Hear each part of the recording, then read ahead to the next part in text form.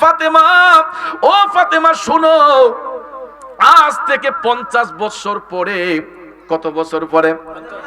চিন্তা করে দেখেন, কারবালা সংগঠিত হওয়ার 50 বছর আগে আমার নবীর কাছে সংবাদ ছিল যে কারবালা ইমাম হুসাইন শহীদ হবে। তখন হুসাইন ছোট্ট, আমার নবী 50 বছর আগেই ভবিষ্যৎবাণী করতেছেন। আমরা কেমন নবীর উম্মত, মূর্খ বিয়াদবরা কয় রাসূল যদি গায়েব জানতেন তাইলে নবীর নাতি হুসাইন যে কারবালায় শহীদ হইব রাসূল ফিরাইলেন না কেন? আরে বেকুবের দলেরা, হুসাইন শহীদের মাধ্যমেই তো ইসলাম জিন্দা হবে, ঠিক না বেঠিক? আর না হলে তো মুমিন মুনাফিক চেনা যাবে না, না হলে তো কে মুমিন কে মুনাফিক এটা চেনা যাবে না।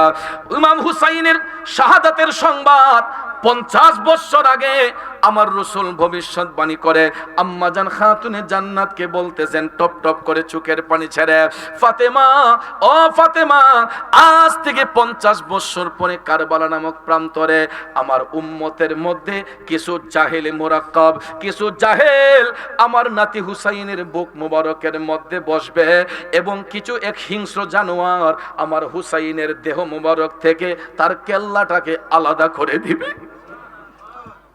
এই কথা শোনার সঙ্গে সঙ্গে খাতুনে জান্নাত টপ টপ করে চোখের পানি ছেড়ে কান্না শুরু করে দিলেন।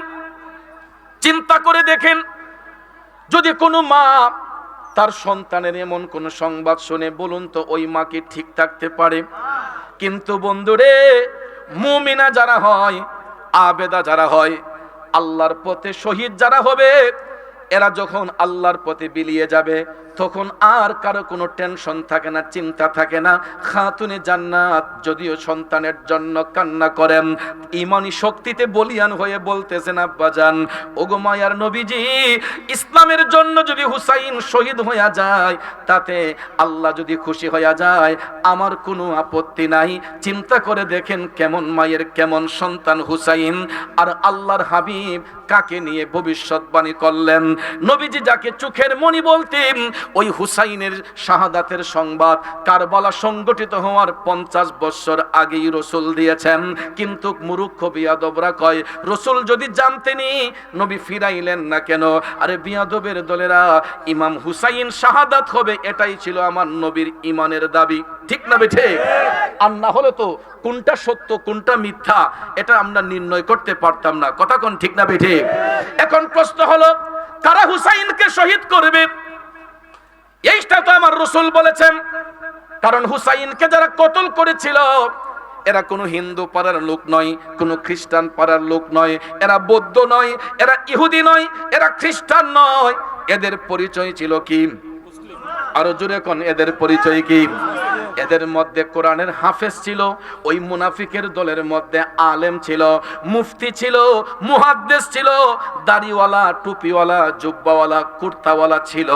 আব্বাজান আমার, চিন্তা করে দেখেন এরা কেমন মুসলমান, যাদের মুখের মধ্যে নবীর সুন্নত দাড়ি রেখেছে, যাদের কপালের মধ্যে নামাজ পড়তে পড়তে কালো দাগ পড়ে গেছে, কিন্তু এরা মুমিন নয়, এরা হচ্ছে মুনাফিক। আর মুনাফিক হলো কাফেরের চেয়েও নিকৃষ্ট। রাসূল বলেছেন মুনাফিক হচ্ছে কাফেরের চেয়ে খারাপ। কারণ মুনাফিক হিন্দুদের মধ্যে হয় না, মুনাফিক খ্রিস্টানের মধ্যে হয় না, মুনাফিক বৌদ্ধদের মধ্যে হয় না। মুনাফিক হবে কালেমা পড়েন না মুসলমানদের মধ্যে কিছু সংখ্যক লোক, ঠিক না বে ঠিক? আমাদের দেশে এখন দেখবেন বহু কালেমা পড়েন না লোক আছে। অনেকে মনে করে কালেমা পড়লেই মনে হয় এরা পাক্কা মুসল্লি, ইমানদার। কারণ এই মুহররমের মাস, এটা এমন একটি মাস, এই মাসের মধ্যে এমন একটা দিনকে আমার আল্লাহ পছন্দ করেছেন, যেই দিনটার নাম হচ্ছে মহান আশুরা। আশুরা এমন একটা দিন যেই দিনে মানব জাতির আদি পিতা হযরতে বাবা আদম আলাইহিস সালামের তওবা কবুল হয়েছিল, যেই দিনে মুসলিম মিল্লাতের আদি পিতা হযরতে বাবা ইব্রাহিম আলাইহিস সালামকে বাদশা নমরুদ যখন অগ্নিকুণ্ডে ফেলেছিল, এই মহান আশুরার দিনে আল্লাহ রাব্বুল আলামিন উদ্ধার করেছিলেন। এই মহান আশুরার দিনে হযরতে ইউনূস নবীকে মাছের পেট থেকে মুক্ত করা হয়েছিল। এই আশুরার দিনে হযরতে আইয়ুব আলাইহিস সালামকে কুষ্ঠ রোগ থেকে আল্লাহ তাআলা মুক্তি দিয়েছিলেন। এই মহান আশুরার দিনে পৃথিবীর ইতিহাসে এমন একটি হৃদয় বিদারক ঘটনা ঘটেছিল। কারবালা নামক প্রান্তরে আমার নবীজির কলিজার টুকরা নাতি ইমাম হুসাইন রাদিয়াল্লাহু তাআলা আনহু রক্তে লাল হইয়া শাহাদাতের মাকাম লাভে ধন্য হয়েছিলেন। পৃথিবীর ইতিহাসে এই হৃদয় বিদারক ঘটনাটা চির অবিস্মরণীয় হয়ে থাকবে কিয়ামত পর্যন্ত। কথা বলেন ঠিক কিনা?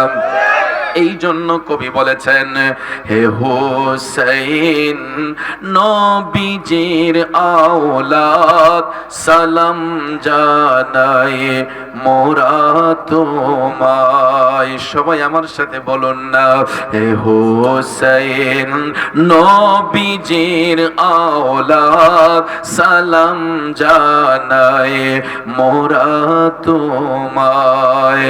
জানি না কেমন করে ছিলেন নবী সোনার মদিনায়, জানি না কেমন করে ছিলেন নবী সোনার মদিনায়। কিভাবে এ জিদের দল সেই গলাতে তলোয়ার চালায়। হে হোসেন নবীজির আওলাদ সালাম জানাই মোরা তোমায়। একটা জবানও বন্ধ রাখবেন না, চিৎকার মেরে বলি আল্লাহু আকবার। আর একটু মায়ার সুরে বলি ইয়া রাসূলুল্লাহ। যুবক বন্ধুরা, আমার বাবাজিরা, এই মাস কারবালার মাস, এই মাস মহান আশুরার দিন রয়েছে। এই মাসের মধ্যে মহান আশুরা রয়েছে। এই জন্য যুবক ভাইয়েরা এদিক সেদিক ঘোরাফেরা না করে কারবালার স্মৃতি অন্তরে ধারণ করে আহলে বায়াতের প্রেম ভালোবাসা অন্তরে নিয়া এই জান্নাতের বাগানে বসলাম। দেখেন চতুর্দিকে গরমের তীব্র তাপ, কিন্তু আল্লাহ তাআলা আমাদেরকে এমন রহমতের এসি ফিট করে দিয়েছেন, কোনো বৈদ্যুতিক পাখার প্রয়োজন লাগে না, কোনো স্ট্যান্ড ফ্যানের প্রয়োজন হয় না। এমন সুন্দর মৃদু বাতাস আল্লাহ তাআলা আমাদেরকে দান করেছেন। যেরকম মনে হচ্ছে শীতকালে মাহফিল করলে যেরকম লাগে, আমার কাছে এখন মনে হচ্ছে যেন শীত শীত একটা ভাব লাগতেছে। কথা কোন ঠিক কিনা? এই জন্য যুবক ভাইয়েরা এদিক সেদিক ঘোরাফেরা না করে আল্লাহর নবীর মহব্বত অন্তরে নিয়া, আহলে বায়াতের ভালোবাসা অন্তরে নিয়া, জবানটা ছেড়ে দিয়া উঁচু কণ্ঠে আমার সাথে একটু দুরূদ শরীফ পড়ুন। আল্লাহুম্মা সাল্লি। মাশাআল্লাহ, এই তো হয়ে গেল। মাওলানা মুহাম্মদ ওয়া আলা আলি সাইয়্যিদিনা মাওলানা। আসুন জীবনের গুনাহ মাফ করার জন্য সবাই আপন আপন কালবের দিকে মুতাওয়াজ্জি হইয়া একটু বড় করে আওয়াজ দিয়া আল্লাহ রাব্বুল আলামিনের জিকিরে মাশগুল হইয়া যায়। একটা জবান বন্ধ না রেখে সবাই প্রেম ভালোবাসা অন্তরে নিয়া একটু দরুদ মাখা কণ্ঠে আল্লাহ পাকের জিকির করুন। ইসমে জাত আল্লাহ আল্লাহ আল্লাহ আল্লাহ আল্লাহ আল্লাহ আল্লাহ আল্লাহ আল্লাহ আল্লাহ আল্লাহ আল্লাহ। কারবালার কো রোন কাহিনী কেমনে ভোলা যায়, কারবালার কো রোন কাহিনী কেমনে ভোলা যায়। মাশাআল্লাহ আল্লাহ আল্লাহ আল্লাহ আল্লাহ। নবীর আওলাদ শহীদ করলো, নবীর আওলাদ শহীদ করলো দুষ্ট জিদরা। কারবালার কো রোন কাহিনী কেমনে ভোলা যায়, কারবালার কো রোন কাহিনী কেমনে ভোলা যায়। মাশাআল্লাহ আল্লাহ আল্লাহ আল্লাহ আল্লাহ। আল্লাহ আল্লাহ আল্লাহ আল্লাহ আল্লাহ আল্লাহ আল্লাহ আল্লাহ আল্লাহ আল্লাহ কারবালার করুণ কাহিনী কেমনে ভোলা যায় মাশাআল্লাহ আল্লাহ আল্লাহ কমায় দাও না আল্লাহ আল্লাহ আল্লাহ আল্লাহ আল্লাহ আল্লাহ আল্লাহ কারবালার করুণ কাহিনী কেমনে ভোলা যায় আল্লাহ আল্লাহ আল্লাহ আল্লাহ আল্লাহ আল্লাহ আল্লাহ আল্লাহ আল্লাহ আল্লাহ আল্লাহ আল্লাহ আই মোহাম্মদ কামলি ওয়ালা আই রে আমার বুকে আয় আই মোহাম্মদ কামলি ওয়ালা আই রে আমার বুকে আয় ডাকে যেতো পাগলেরা কান্দে যেতো পাগলেরা শান্তি দে মোর ওলি যায় আই মোহাম্মদ কামলি ওয়ালা আই রে আমার বুকে আয় আই মোহাম্মদ মদিনা ওয়ালা আই রে আমার বুকে আয় আল্লাহ আল্লাহ আল্লাহ আল্লাহ আল্লাহ আল্লাহ আল্লাহ আল্লাহ চাঁদ সূরজ গ্রহ তারা জিন ইনসান ফেরেশতারা চাঁদ সূরজ গ্রহ তারা জিন ইনসান ফেরেশতারা দিন রজনে চাইছে তারা দিন রজনে চাইছে তারা ফুল তুলে দিতে গলায় আই মোহাম্মদ মদিনা ওয়ালা আই রে আমার বুকে আয় আই মোহাম্মদ কামলি ওয়ালা আই রে আমার বুকে আয় আল্লাহ আল্লাহ আল্লাহ আল্লাহ আল্লাহ আল্লাহ আল্লাহ আল্লাহ ফকির দরবেশ বাদশা ওলি দুলিতে সেই ফুলের কলি ফকির দরবেশ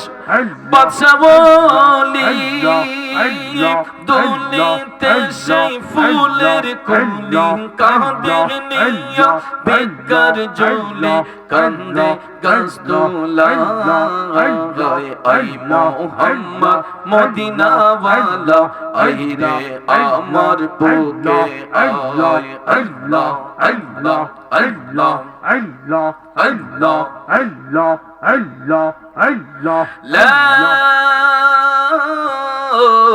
ইলাহা ইল্লাল্লাহ মুহাম্মাদুর রাসূলুল্লাহ সাল্লাল্লাহু আলাইহি ওয়াসাল্লাম একটা জবান বন্ধ রাখবেন না চিৎকার মেরে বলি আল্লাহু আকবার আর একটু মায়ার সুরে বলি ইয়া রাসূলুল্লাহ বিসমিল্লাহির রহমানির রহিম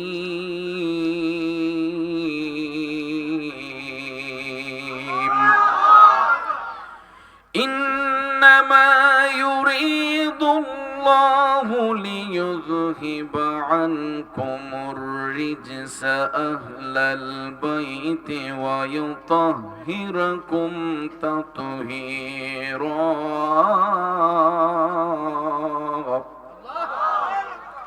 সাদাকাল্লাহুল আযীম ওয়া সাদাকা রাসূলুহুন নাবিয়্যুল হাবিবুল কারীম ওয়া নাহনু আলা যালিকা মিনাশ শাহিদিন ওয়াশ শাকিরিন والحمد لله رب العالمين ربي صل وسلم وبارك عليهم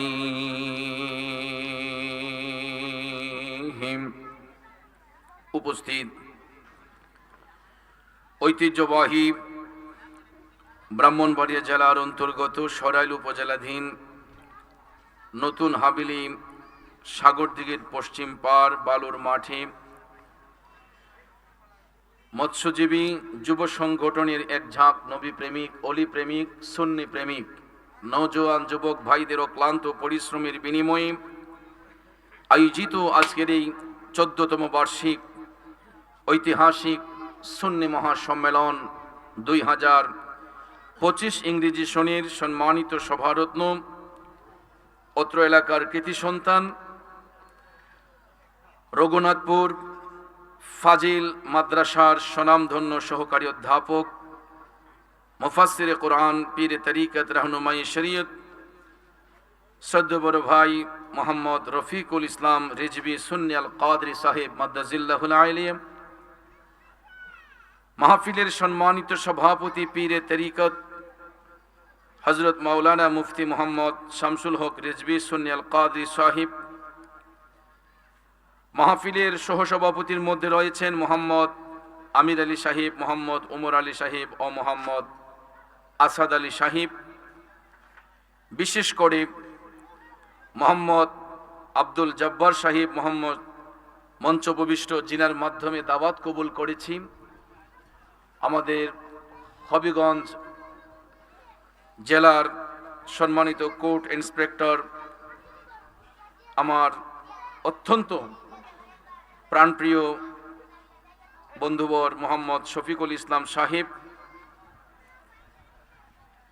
আমার পরবর্তীতে যিনি আলোচনা করবেন আমাদের সকলে সুপরিচিত শ্রদ্ধেয় বড় ভাই হযরত মাওলানা আব্দুর রহমান রিজভী সুন্নি আল কাদরি সাহেব। বিশেষ করে আজকের মাহফিলে ওয়াইজিনে কেরামদের মধ্যে জিনাদের নাম পোস্টারে উল্লেখ রয়েছে, প্রত্যেকের নাম নিয়ে একটা বিশেষ প্রয়োজন।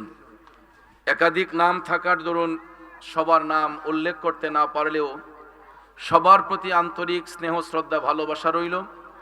আমার সামনে উপস্থিত শ্রদ্ধেয় মুরব্বিয়ানে কেরাম, যুবক ভাইয়েরা, ছাত্র ভাইয়েরা, পর্দানিসীন মা বোনেরা, বিভিন্ন দূর দূরান্ত থেকে আগত মিডিয়া কর্মী ভাইয়েরা, সবার প্রতি আন্তরিক সালাম, আসসালামু আলাইকুম ওয়া রাহমাতুল্লাহি ওয়া বারাকাতুহু। রব্বুল ইজ্জতের আলিশান দরবারে লাখো কোটি শুকর গুজার করার পর প্রিয় নবী সরকারে দু আলম নূরে মুজাসসাম মুহাম্মদুর রাসূলুল্লাহ সাল্লাল্লাহু তাআলা আলাইহি ওয়াসাল্লামের শানে নাতে মুস্তাফা দুরুদে মুস্তাফা সাল্লাল্লাহু আলাইহি ওয়াসাল্লাম পরিবেশন করে আপনাদের খেদমতে মহাগ্রন্থ আল কোরআনুল কারীমের সূরাতুল আহজাবের 33 নম্বর আয়াতে পাকের শুরু থেকে কিছু তেলাওয়াত করেছি।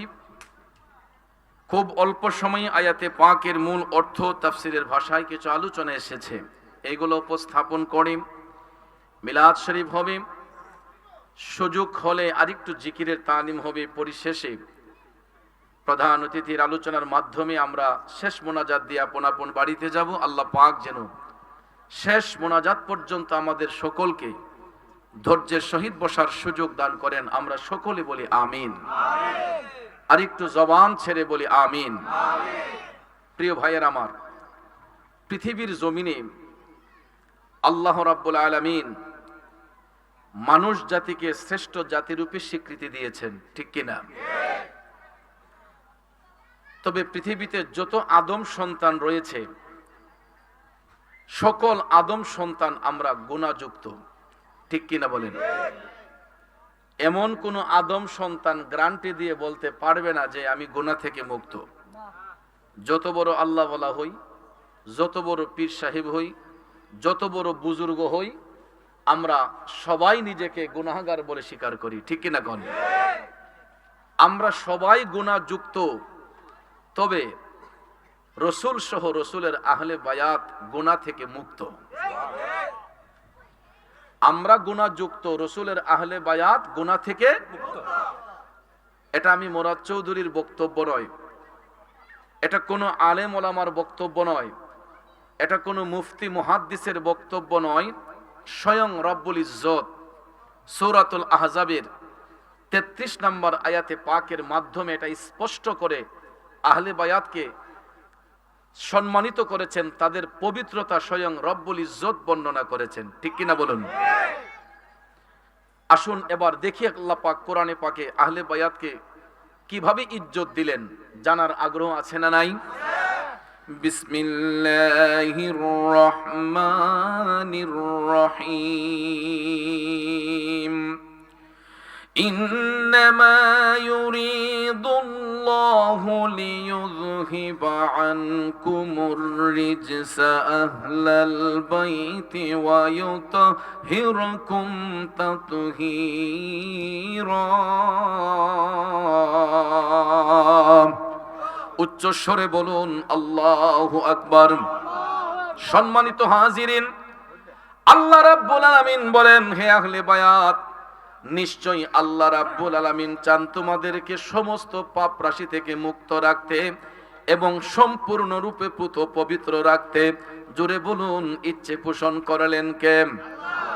এই হলো আয়াতে পাকের সরল তর্জমা। আসুন এবার এই আয়াতে পাকের বিস্তারিত ব্যাখ্যার দিকে চলে যাই। সম্মানিত হাজিরিন, এই আয়াতে পাকের শানে নুজুল বর্ণনা করতে গিয়ে বলা হয়েছে, যেই দিন এই আয়াতে পাক অবতীর্ণ করা হয়েছিল, রাহমাতাল লিল আলামিন নবী ওই মুহূর্তে উপস্থিত ছিলেন। নবীজির স্ত্রী মুমিনদের মা আম্মা জান উম্মে সালমা রাদিয়াল্লাহু তাআলা আনহার হুজরা শরীফের মধ্যে। গভীর মনোযোগ বাবাজির আমার, রাহমাতাল লিল আলামিন মায়ার নবী দয়ার নবীজির 11 জন বিবি ছিলেন, যাদেরকে বলা হয় উম্মাহাতুল মুমিনিন। উনারা হচ্ছেন মুমিনদের মা। এরই মধ্যে একজন হলেন আম্মা জান উম্মে সালমা রাদিয়াল্লাহু তাআলা আনহা। রাসূল ওই দিন আম্মা জান উম্মে সালমা রাদিয়াল্লাহু তাআলা আনহার হুজরা শরীফের মধ্যে আরাম করেছিলেন। হঠাৎ করে জিবরাইল আলাইহিস সালাম ওহী নিয়ে নবীজির কদম মোবারকে হাজির হইলেন। আম্মা জান উম্মে সালমা রাদিয়াল্লাহু তাআলা আনহা তিনি নিজে বর্ণনা করেন, আমি তখন লক্ষ্য করেছি রাসূল সহ 7 জন আমার ঘরের মধ্যে তখন উপস্থিত ছিলেন। রাসূল সহ 7 জন উপস্থিত ছিলেন। এই 7 জনের প্রথম হচ্ছেন জিবরাইল আলাইহিস সালাম, আরেকজন হচ্ছেন মিকাইল আলাইহিস সালাম, তারপরে ছিলেন রাহমাতাল লিল আলামিন, তারপরে ছিলেন বেলায়েতের বাদশা, যার কাছ থেকে বেলায়েতের আগমন হয়, মুশকিল কুশা শেরে খোদা হযরতে মাওলায়ে আলী রাদিয়াল্লাহু তাআলা আনহু, তারপরে যিনি ছিলেন জগতের মা খাতুনে জান্নাত, জান্নাতি রমণীদের সরদারিনী আম্মা জান ফাতেমাতুজ জাহরা রাদিয়াল্লাহু তাআলা আনহা, তারপরে ছিলেন ইমামে মকাম নবীজির কলিজার টুকরা নাতি হযরতে ইমাম হাসান রাদিয়াল্লাহু তাআলা আনহু, তারপরে যিনি ছিলেন নবীজির কলিজার টুকরা নয়ন মুবারকের মণি ইমামে মকাম ইমাম হুসাইন রাদিয়াল্লাহু তাআলা আনহু। এই 7 জন উপস্থিত। আম্মা জান উম্মে সালমা রাদিয়াল্লাহু তাআলা আনহা বলেন, আমি লক্ষ্য করেছি এই 7 জন আমার ঘরে তখন উপস্থিত ছিলেন। আয়াতে কারিমা অবতীর্ণ হওয়ার সঙ্গে সঙ্গে আম্মা জান উম্মে সালমা রাদিয়াল্লাহু তাআলা আনহা নবীজির কদম মোবারকের মধ্যে সালাম পেশ করলেন, আসসালাতু ওয়াসসালামু আলাইকা ইয়া রাসূলুল্লাহ। নবী গো, ওগো দয়ার নবীজি, কারা আপনার আহলে বায়াত? আমি কি আপনার আহলে বায়াতের অন্তর্ভুক্ত? আল্লাহর হাবিব তখন মুস্কি মুস্কি হেসে দিয়ে বললেন, ও আমার প্রাণের উম্মে সালমা, তুমি আমার স্ত্রী, এটা সত্য। আল্লাহ রাব্বুল আলামিন তোমাকে জান্নাতের শুভ সংবাদ দিয়েছেন, এটাও সত্য, কিন্তু তুমি আমার আহলে বায়াতের অন্তর্ভুক্ত নও। গভীর মনোযোগ চিন্তা করেন, যিনি নবীজির সংসার জীবন করলেন, নবীজির স্ত্রী, মুমিনদের মা, তা সত্ত্বেও উনার প্রশ্নের জবাবে আল্লাহর হাবিব বলেছেন, হে উম্মে সালমা, তুমি আমার স্ত্রী, এটা সত্য। আল্লাহ তোমাকে জান্নাতের শুভ সংবাদ দিয়েছেন, এটাও সত্য, কিন্তু তুমি আমার আহলে বায়াতের অন্তর্ভুক্ত নও। এই কথা শোনার সঙ্গে সঙ্গে আম্মা জান উম্মে সালমা রাদিয়াল্লাহু তাআলা আনহা জানতে চাইলেন, নবী গো, তাইলে কারা আপনার আহলে বায়াত? আল্লাহ তাআলা তো কোরআনে পাকে ঘোষণা দিয়ে দিলেন কারা আপনার আহলে বায়াত। ওই মুহূর্তে আমার দয়াল নবীজির শরীর মুবারকের মধ্যে কালো রঙের চাদর মুবারক আবৃত করা ছিল। কি রঙের? নবীজির শরীর মুবারকের মধ্যে কালো রঙের চাদর আবৃত করা ছিল। আল্লাহর হাবিব আম্মা জান উম্মে সালমা রাদিয়াল্লাহু তাআলা আনহাকে জানানোর জন্য তিনি উত্তরে হযরতে মাওলা আলীকে ইনার ডান পাশে বসালেন, আম্মাজান খাতুনে জান্নাতকে বাম পাশে বসালেন। টান দিয়া নবীজি ছোট্ট নাতি দুইজন ইমামে মকাম হাসান রাদিয়াল্লাহু তাআলা আনহুকে এক পাশে বসালেন, আর একটা রান মোবারকের মধ্যে ইমাম হুসাইন রাদিয়াল্লাহু তাআলা আনহুকে বসাইয়া এই কালো রঙের চাদর মোবারকে রাসূল আবৃত করলেন। তখন আমার নবী ডাক দিয়া বললেন, ও উম্মে সালমা, এরাই হলো আমার আহলে বায়াত, এরাই হলো আমার আহলে বায়াত। বন্ধুরা আমার, বাবাজিরা, শুধু তাদেরকে নয়, আম্মাজান উম্মে সালমা রাদিয়াল্লাহু তাআলা আনহা বলেন, আল্লাহর হাবিব তখন উপস্থিত যত সাহাবায়ে কেরাম ছিলেন সবাইকে ডেকে বলেছিলেন, সাহাবারা রে, এরাই হলো আমি রাসূলের আহলে বায়াত। কারণ এই চাদর মোবারকের ভিতরে চারজন ছিলেন।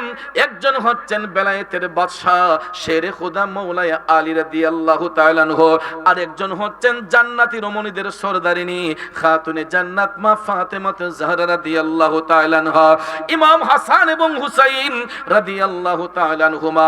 এই চারজন ছিলেন চাদর মোবারকের ভিতরে যাদেরকে আল্লাহর হাবিব আহলে বায়াত বলে স্বীকৃত দিয়েছেন। বন্ধুরা আমার, বাবাজিরা, তারপরে আল্লাহর হাবিব রাহমাতাল লিল আলামিন বলেছেন, যারা আমার আহলে বায়াতকে ভালোবাসলো তারা আমি রাসূলকে ভালোবাসলো। সুবহানাল্লাহ। যারা আমার আহলে বায়াতের সাথে বিরোধিতা করলো তারা আমি নবীর সঙ্গে বিরোধিতা করলো। তাইলে বলেন, আহলে বায়াতকে ভালোবাসার আদেশ করেছেন কে? রাহমাতাল লিল আলামিন, স্বয়ং রাব্বুল আলামিন। কথা বলেন ঠিক না বেঠিক? আল্লাহ তাআলা আদেশ করেছেন, দয়াল নবী আদেশ করেছেন আহলে বায়াতকে ভালোবাসার জন্য। এখন আহলে বায়াতের পরিচয় আমরা স্পষ্ট জেনে গেলাম। এই চারটা নাম মুবারকের সমন্বয়ে রাসূলের আহলে বায়াত। আমার যুবক বন্ধুরা, বাবাজিরা, এই আহলে বায়াতকে আল্লাহর হাবিব কিভাবে ইজ্জত করতেন? তিরমিজি শরীফের হাদিসের মধ্যে আসছে, এই আয়াতে কারিমা অবতীর্ণ হওয়ার একটানা 6 মাস পর্যন্ত। কয় মাস? এই আয়াতে কারিমা অবতীর্ণ হওয়ার পরে একটানা 6 মাস আল্লাহর হাবিব সাল্লাল্লাহু আলাইহি ওয়াসাল্লাম প্রতিদিন একবার হেঁটে হেঁটে আম্মাজান খাতুনে জান্নাতের হুজরা শরীফের মধ্যে যাইয়া, তাদের বাড়ির পাশে যাইয়া রাসূল হাসান হুসাইনকে লক্ষ্য করে বলতেন, ও আহলে বায়াত, তোমাদের উপর দুরূদ ও সালাম। গোটা পৃথিবী আল্লাহর হাবিবের দুরূদ পাঠ করে। কথা কোন ঠিক না ঠিক? গোটা পৃথিবী রাসূলের দুরূদ শরীফ আদায় করে, আর স্বয়ং রাসূল পাক সাল্লাল্লাহু আলাইহি ওয়াসাল্লাম আহলে বায়াতকে ইজ্জত দিতে গিয়ে, জগৎবাসীকে শিক্ষা দেওয়ার জন্য স্বয়ং রাসূল গিয়ে তাদেরকে বলতেছেন, হে আহলে বায়াত, তোমাদের উপর দুরূদ ও সালাম। জোরে কোন না সুবহানাল্লাহ। যুবক বন্ধুরা আমার, বাবাজিরা, একটানা 6 মাস মায়ার নবী দয়ার নবীজি, একটানা 6 মাস মায়ার নবী দয়ার নবীজি আম্মাজান খাতুনে জান্নাতের হুজরা শরীফের মধ্যে যাইয়া আহলে বায়াতের সম্মানে রাসূল সালাম দিতেন। তারপরে হাসান হুসাইন দৌড় দিয়ে হুজরা শরীফ থেকে বের হইয়া আমার নবীর কোল মোবারকে বসতেন। বন্ধুরা আমার, বাবাজিরা আমার, একটা দুইটা রাওয়ায়াত নয়, অসংখ্য রাওয়ায়াতের মধ্যে এসেছে আল্লাহর হাবিব সাল্লাল্লাহু আলাইহি ওয়াসাল্লাম নাতিকে এত মহব্বত করতেন, নাতি দুইজনকে এত মহব্বত করতেন। রাসূল বলতেন, আমার দুইটা চোখ মোবারক, একটা চোখের মনি হলো আমার হাসান, আর একটা চোখের মনি হলো আমার হুসাইন। तेरी नस्ले पाक में है बच्चा बच्चा नूर का, तेरी नस्ले पाक में है बच्चा बच्चा नूर का, तू है आईने नूर तेरा, तू है आईने नूर तेरा, सब घराना नूर का। উচ্চ স্বরে বলুন না সুবহানাল্লাহ। আমার রাসূল বলতেন, আমার দুইটা হুজরা শরীফের মধ্যে যাইয়া ডাক দিয়া বললেন, ফাতেমা গো, ও কলিজার টুকরা ফাতেমা, আমার নাতি হাসান হুসাইন কোথায়? এদেরকে দেখছি না কেন? সঙ্গে সঙ্গে খাতুনে জান্নাত ডাক দিলেন, ও হাসান হুসাইন। ডাক দেওয়ার সঙ্গে সঙ্গে ইমাম হাসান হুসাইন লাব্বাইক ইয়া রাসূলুল্লাহ বলে আমার নবীজির কদম মুবারকে এসে হাজির হয়ে গেলেন। তখন মায়ান নবীজি একটা একটা রান মুবারকের মধ্যে বসালেন ইমাম হাসানকে, আরেকটা রান মুবারকের মধ্যে বসালেন ইমাম হুসাইন রাদিয়াল্লাহু তাআলা আনহুকে। দয়াল নবী দুই নাতিকে জড়াইয়া ধইরা একটা চুম্বন দেন আমার নবী ইমাম হাসানের গালে, আরেকটা চুম্বন দেন আমার নবী হুসাইনের গালে। একটা চুম্বন ইমাম হাসানের গালে, আরেকটা চুম্বন হুসাইনের গালে। নাতি দুইজনকে জড়াইয়া ধরে দয়াল নবী আদর করছেন, সোহাগ করছেন। হঠাৎ করে দেখা যায় কলিজার টুকরা ইমাম হুসাইনকে রাসূল জড়াইয়া ধইরা চুম্বন দিচ্ছেন, আর নবীজির চোখের পানি মোবারক টপ টপ করে পড়ছে। আমার নবীর চোখের পানি মোবারক টপ টপ করে ঝরতেছে। হঠাৎ করে খাতুনে জান্নাত তাকায়া দেখলেন নবীজির চোখের পানি মোবারক টপ টপ করে ঝরতেছে। সাথে সাথে আম্মাজান ফাতেমাতুজ জাহরা বলতেছেন, নবী গো, ইয়া রাসূলুল্লাহ, আপনার নাতি হাসান হুসাইনকে কোনো কষ্ট আপনাকে দিয়েছে? আমার নবী বলতেছে, ফাতেমা রে, আমার হাসান হুসাইন তো কোনোদিন আমাকে কেন কাউকে কষ্ট দিতে পারে না। খাতুনে জান্নাত বলেন, তাইলে নবী গো, আপনার চোখের পানি কেন ঝরঝর করে পড়তেছে? আল্লাহর হাবিব সাল্লাল্লাহু আলাইহি ওয়াসাল্লাম তখন ডাক দিয়া বলতেছেন, কথা কোন বলে কি বলে না, কালেমা পড়লে মুসলমান হওয়া যায়, কিন্তু মুমিন হতে হলে প্রেমের বিষয় আছে। কথা কোন ঠিক না ঠিক? কারণ বন্ধুরা আমার, পৃথিবীর মধ্যে যত ধর্মের লোক রয়েছে, হিন্দু বলেন, বৌদ্ধ বলেন, খ্রিস্টান বলেন, ইহুদি বলেন, নাসারা বলেন, অর্থাৎ যারা ধর্মের অনুসারী, সব ধর্মের লোকেরা আল্লাহ এক এটা স্বীকার করে, পরকাল স্বীকার করে। কিন্তু সব ধর্মের লোকেরা আল্লাহ মানে, পরকাল মানলেও সব ধর্মের লোকেরা আমাদের নবীরে মানে। আপনারা বলেন মানে? হিন্দুরা এরা 33 কোটি দেবতার পূজা করলেও ওই হিন্দু ধর্মের লোকেরা সৃষ্টিকর্তা ভগবান একজন বিশ্বাস করে, ঠিক না ঠিক? খ্রিস্টানরা যীশু খ্রিস্টের পূজা করলেও এরা যীশু একজন বিশ্বাস করে, স্রষ্টা একজন বিশ্বাস করে। আমরা যারা মুসলমান, আমরাও এক আল্লাহ বিশ্বাস করি, ঠিক না ঠিক? কিন্তু ভাইয়েরা আমার, সব ধর্মের লোকেরা পরকাল বিশ্বাস করে, কিন্তু আল্লাহ মানে, পরকালও মানে। কিন্তু আপনারা বলেন, হিন্দুরা আল্লাহ মানে, পরকাল মানে, আমাদের নবী মানে? খ্রিস্টানরা আল্লাহ মানে, পরকাল মানে, আমাদের নবী মানে? বৌদ্ধরা আল্লাহ মানে, পরকাল মানে, আমাদের নবী মানে? আরে হিন্দু, বৌদ্ধ, খ্রিস্টান কেন, মুসলমানদের মধ্যে কিছু সংখ্যক লোক আছে যারা নবী মানতে গিয়ে একটু অ্যালার্জি রোগ আছে। কথা কোন আছে না নাই? তারা যদি নবী মানতই, ওই মুসলমান নামের কলঙ্কিত মুসলমানরা যদি নবীর উম্মতি দাবি করত, তাইলে তো নবীর আওলাদের গলার মধ্যে ছুরি চালাইতে পারত না, ঠিক না ঠিক? জানি না কেমন করে ছিলেন নবী সোনার মদিনায়, কিভাবে এ জিদের দোল সেই গলাতে তলোয়ার চালায়। হে হোসেন নবীজির আওলাদ, সালাম জানাই মোরা তোমায়।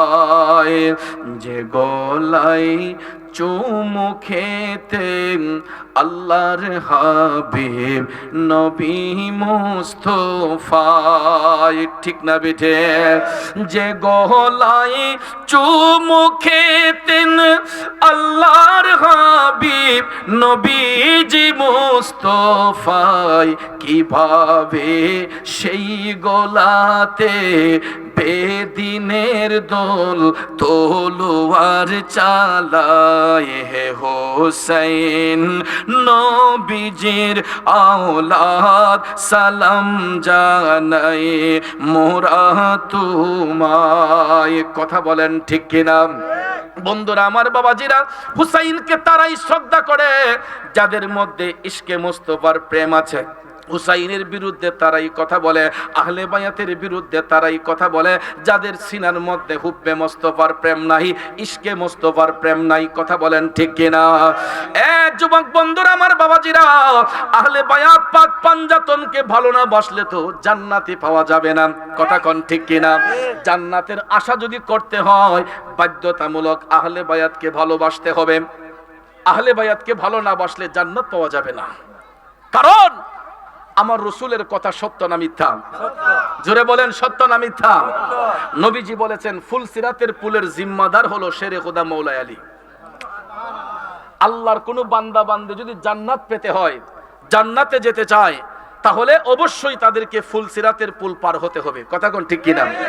এখন আপনারা বলেন ফুলসিরাতের পুলটা কি আমাদের ভৈরব ব্রিজের সমান হবে, নাকি আর একটু বড় পদ্মা সেতুর সমান, যমুনার সমান?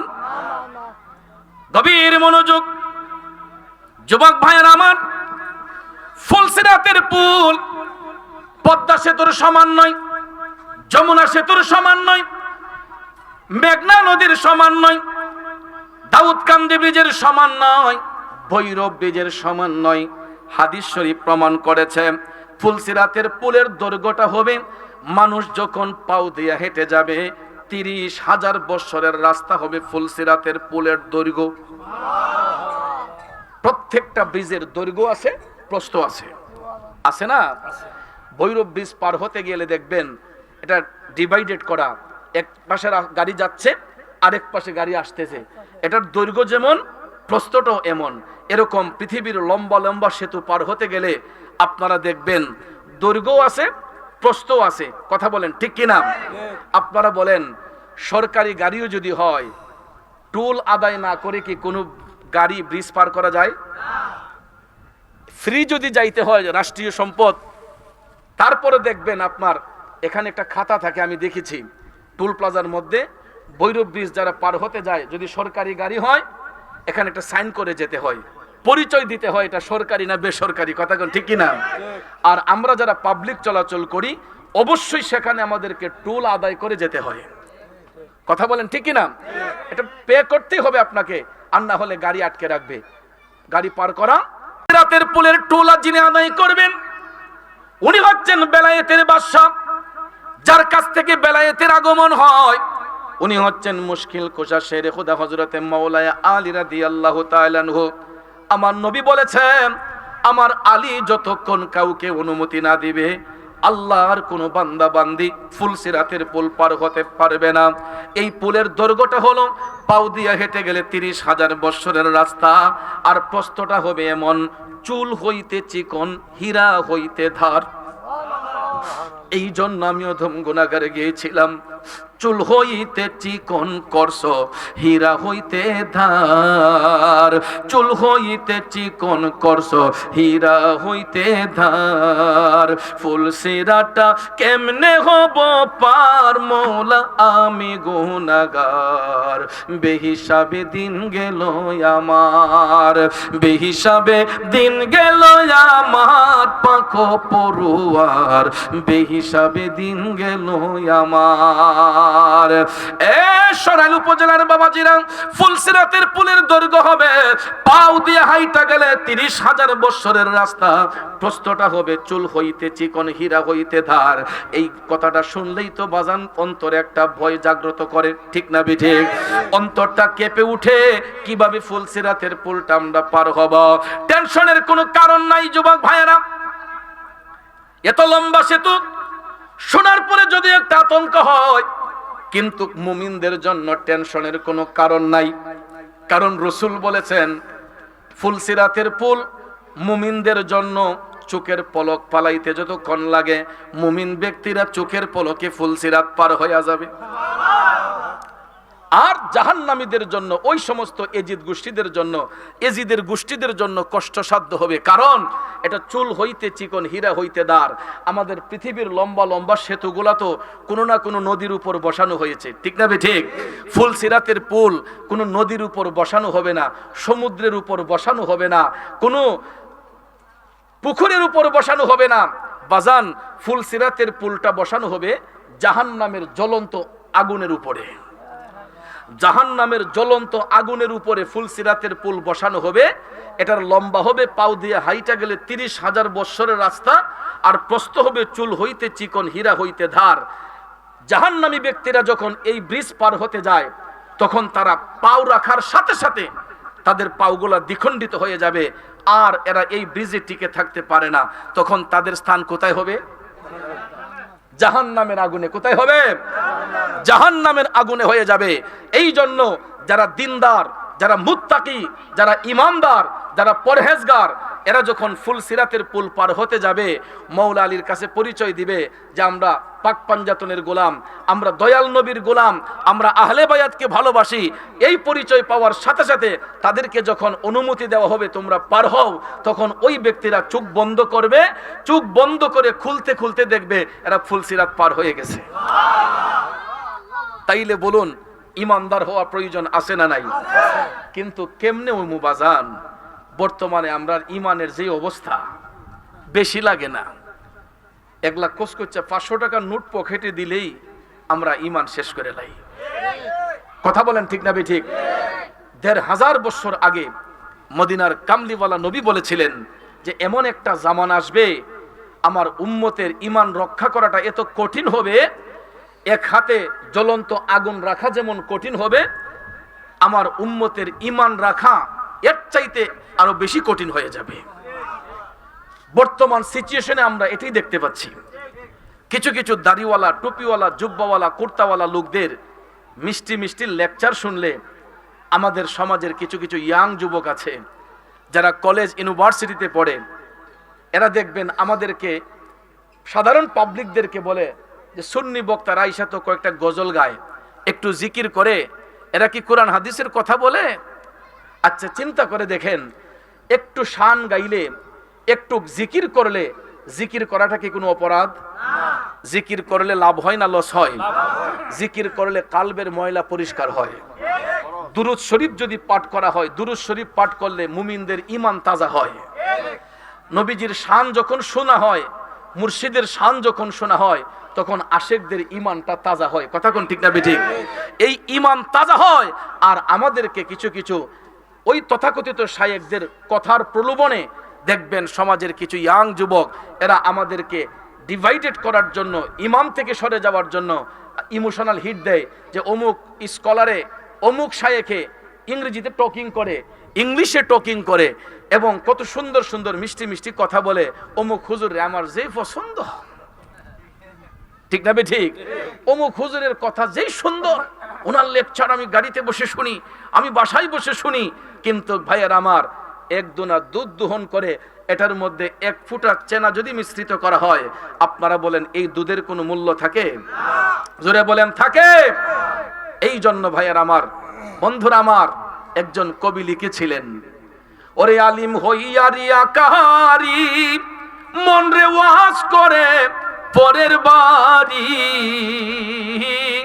লবণ ছাড়া তরকারি কোনো মূল্য নাই, প্রেমের বাজারে দেখি মানুষ নাহি পাই, ভবের বাজারে মানুষ সীমা সংখ্যা নাই, প্রেমের বাজারে দেখি মানুষ নাহি পাই।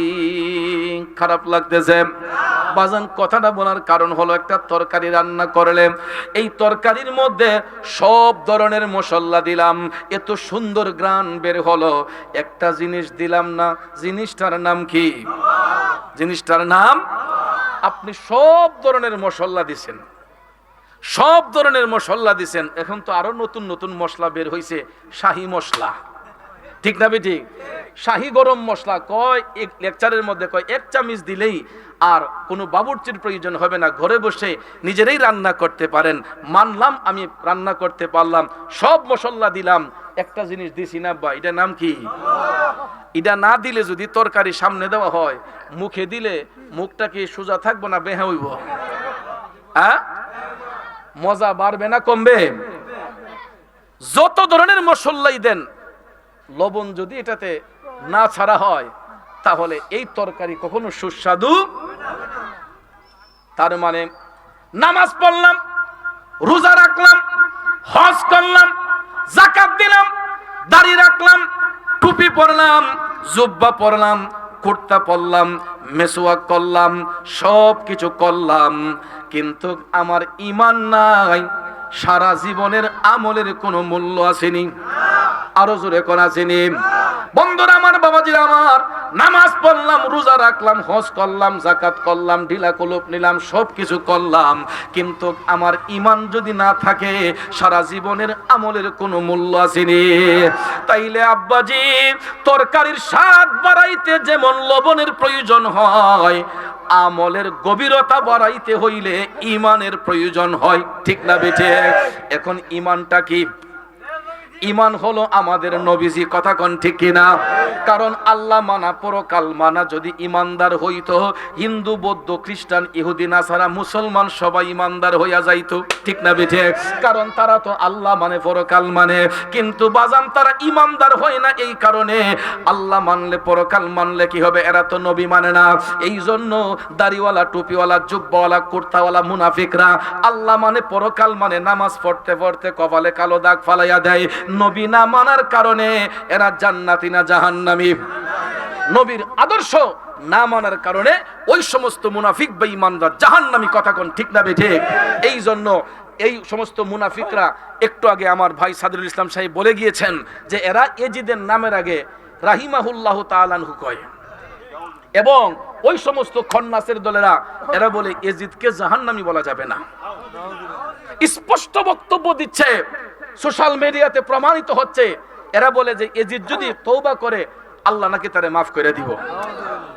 আপনারা বলেন যে আহলে বায়াতের সঙ্গে বিয়াদবি করেছে তাদের বিরুদ্ধে যুদ্ধ ঘোষণা করেছেন কে? স্বয়ং রব্বুল আলামিন।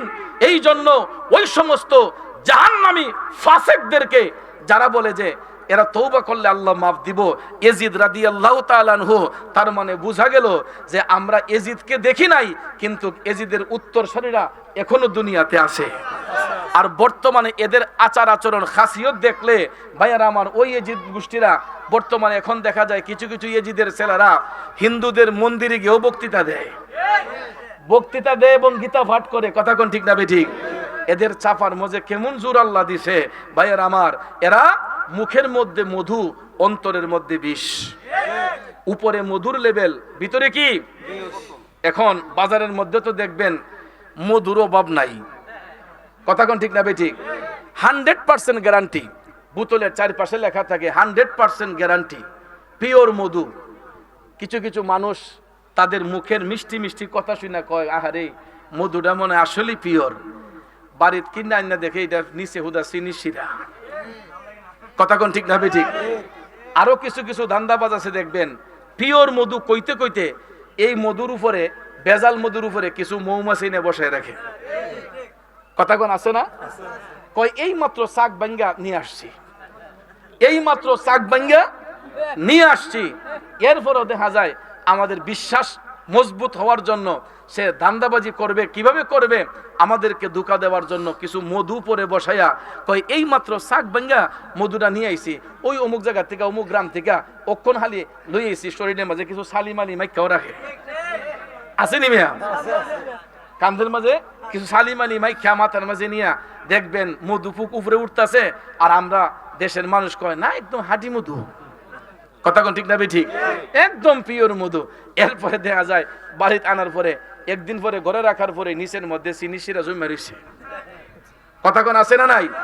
তো দেখবেন যেটার মধ্যে বেশি চাপাবাজি হয়, যেই জিনিসটার মধ্যে বেশি চাপাবাজি হয়, বুঝবেন যে এখানে ভেজাল আছে।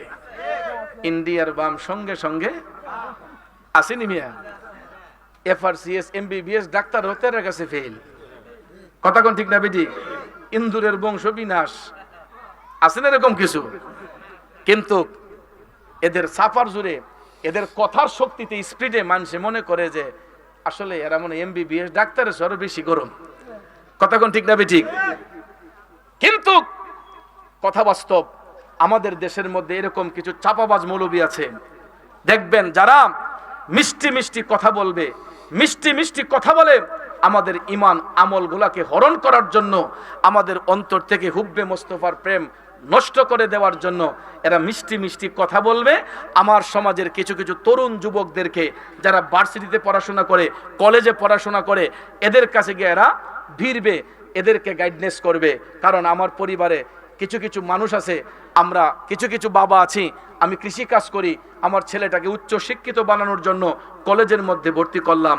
আমি তো ভাবতেছি যে আমার ছেলে পড়াশোনায় খুব ভালো, বাবা খুব সুন্দর টাকা পয়সা দিচ্ছে, আর ওই ছেলেরে আলগা থেকে কিছু দুষ্ট প্রকৃতির লোক তথাকথিত শায়েখ রাইসা এর ইমানদারে এমনভাবে নষ্ট করে, ওই ছেলে বাড়িতে আইসা বাপের কয়, আব্বা তুমি তো সারা জীবন অমুক ফিসা বেলে ঘুরছো, কিছু পাই শুনিও, কইতা দান্দাবাজি, ডাইরেক্ট কইটা দান্দাবাজি, কইতা ব্যবসা। দেখছেন নি কেমন কথা কইয়া দিছে।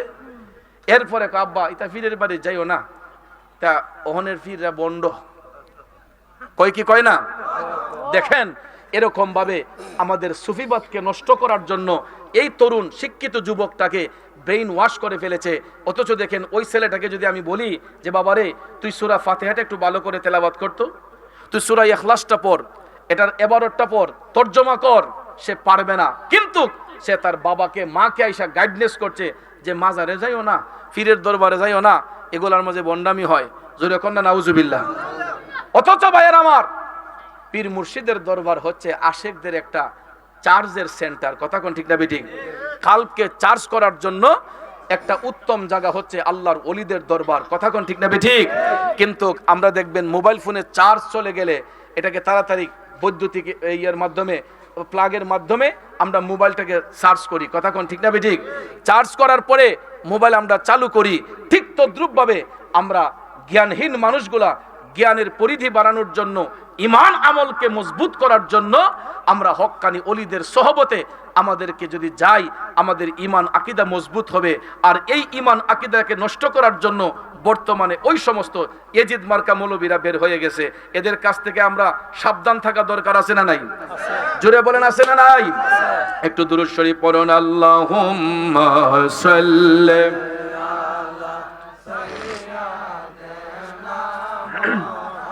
মাদ আল্লাহুম্মা সাল্লি আলা সাইয়্যিদিনা মুহাম্মাদ নবী। সাউন্ডের মধ্যে মজা নাই। লানা মুহাম্মাদ নবী শাফি মাওলানা মাদ দয়াল নবীজির ভালোবাসায় আল্লাহর দিদার পাওয়া যায়।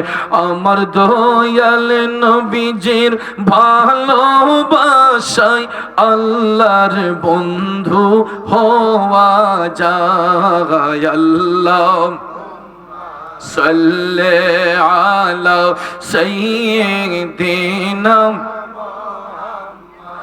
আদনাবি শাফি মাওলানা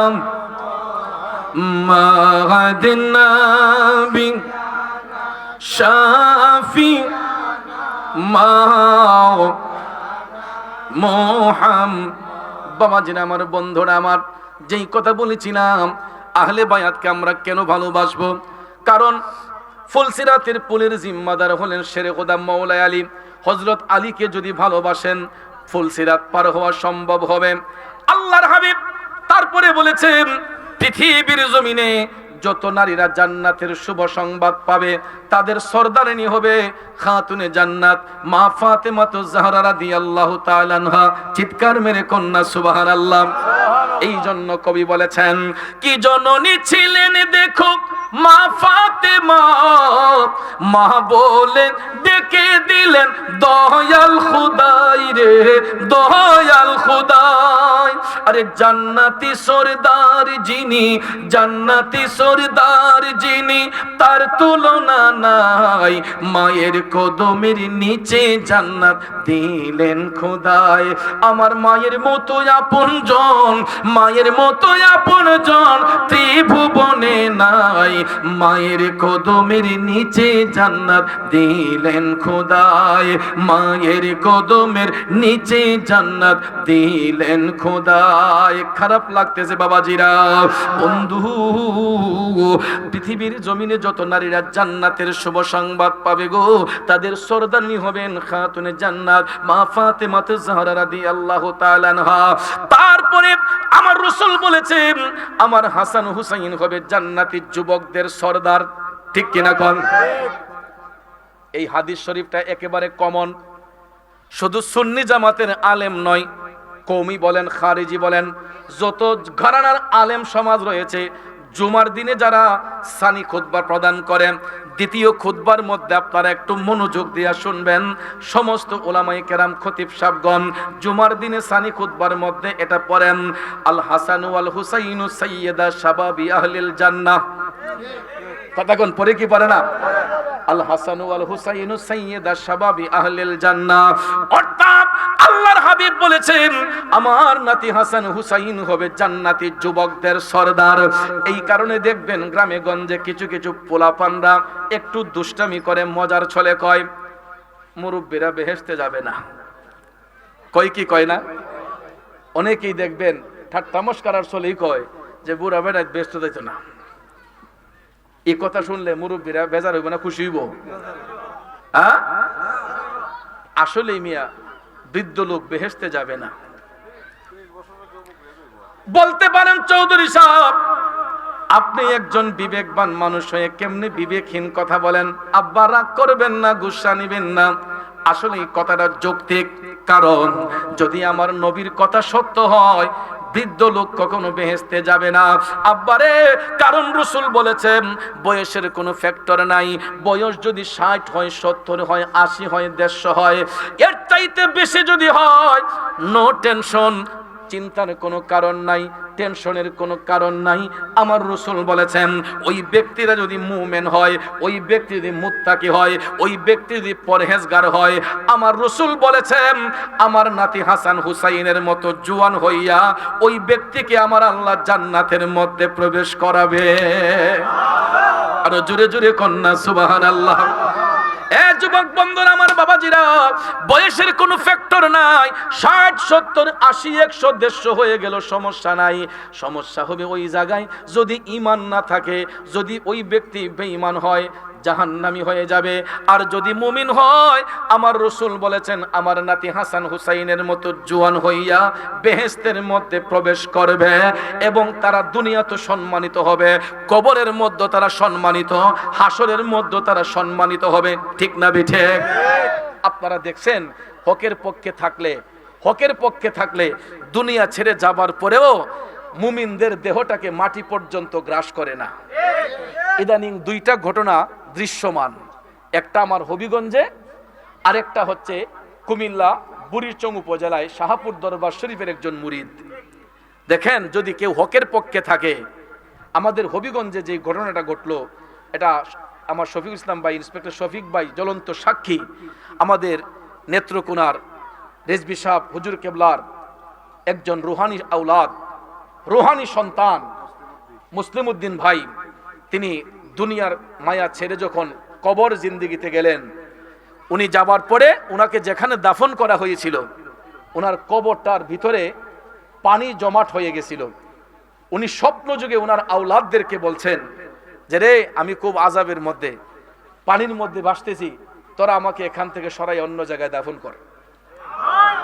ওনার ইন্তেকালের প্রায় 48 দিন পরে, ওনার ওফাতের প্রায় 48 দিন পরে, দেখেন 48 দিন যদি একটা লোকরে দাফন করা হয়, আস্তে আস্তে শরীরের মধ্যে পচন ধরে যায়। ঠিক না ঠিক? পচন ধরে যায়, শরীরের দেহ থেকে অনেক গোশতগুলা ছুটে যায়, আস্তে আস্তে ড্যামেজ হয়ে যায়, মাটির সঙ্গে মিশে যায়।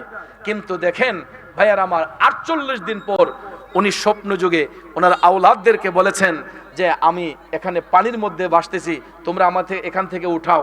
সঙ্গে সঙ্গে ওনারা ওনাদের দরবার শরীফের এজাজত নিয়ে, মহান মুর্শিদ কেবলার আওলাদদের এজাজত নিয়ে যখন মাটি খনন করা হলো, কবরের মাটি খনন করে দেখা গেল সত্যি সত্যি ওনার লাশটা পানির মধ্যে ভাসতেছে, পানির মধ্যে ভাসতেছে। এটা সোশ্যাল মিডিয়াতে খুব তুলপাড়, আমি নিজেও দেখেছি ভাইয়ের আমার। এখান থেকে উঠানোর পরে দেখা যায় যেমনের বডি ছিল এমনি রয়ে গেছে, যেমনের বডি ছিল এমনিতেই রয়ে গেছে। ভাইয়ার আমার, একটু পচন ধরে নাই, দুর্গন্ধ ধরে নাই, এবং কাফনের কাপড়টা পর্যন্ত পানিতে ভিজার পরেও এই কাফনের কাপড়টা পর্যন্ত পচে যায় নাই, তাহলে চিন্তা করেন যারা হকের পক্ষে জীবন কোরবান করে তারা কবরের মধ্যে যাবার পরে এই মাটি পর্যন্ত মুমিনদের দেহকে গ্রাস করে না।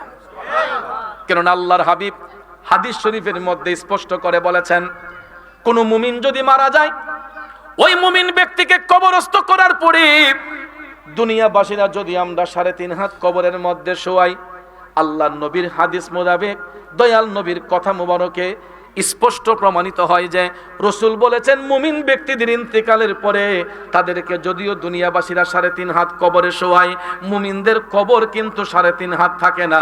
আল্লাহ তাআলা রহমতের ফেরেশতার মাধ্যমে ওই মুমিনদের কবরটাকে নূরের একটা মহল বানায়া দেয়। অনেকেই দেখবেন আমরা কেন এত বড় জায়গা নিয়ে মাজার শরীফের জায়গা করি, আমাদেরকে ফতোয়া দেয় এগুলা বেদাত বলে, কি বলে না? বিদ্যুৎ চলে গেছে, একটু জিকির করুন, আল্লাহ আল্লাহ আল্লাহ আল্লাহ। মাইকটা ভালো না সুদীপ ভাই, গলা হাইল। আল্লাহ আল্লাহ আল্লাহ আল্লাহ আল্লাহ আল্লাহ আল্লাহ আল্লাহ আল্লাহ আল্লাহ আল্লাহ আল্লাহ। ও মাবুদ মাওলা রে, ডাকি আমরা তোমারে, ও মাবুদ মাওলা রে, ডাকি আমরা তোমারে। আল্লাহ আল্লাহ আল্লাহ আল্লাহ আল্লাহ আল্লাহ।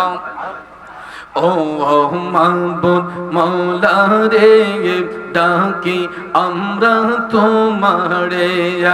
আল্লাহ আল্লাহ আল্লাহ আল্লাহ আল্লাহ আল্লাহ আল্লাহ আল্লাহ। আজকের মাহফিল কবুল করো রে, তোমার রহমান নামটির খাতিরে। আল্লাহ আল্লাহ আল্লাহ আল্লাহ আল্লাহ আল্লাহ আল্লাহ আল্লাহ। ও মাবুদ মাওলা রে, ডাকি আমরা তোমারে। আল্লাহ আল্লাহ আল্লাহ আল্লাহ।